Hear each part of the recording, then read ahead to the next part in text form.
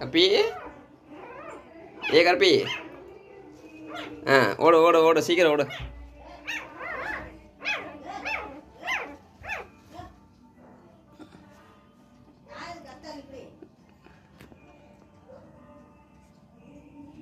எவ்வளோ வேகமாக ஓடுது பாரு. அம்மா வந்தோடனே இவன் கண்ணு தெரிலாட்டினாலும் அம்மாவோட வாசனையை பிடிச்சி எப்படி ஓடுது பாரு வேகமாக. முதல்ல போய் இடத்த பிடிக்குது பாரு. ஆமாம்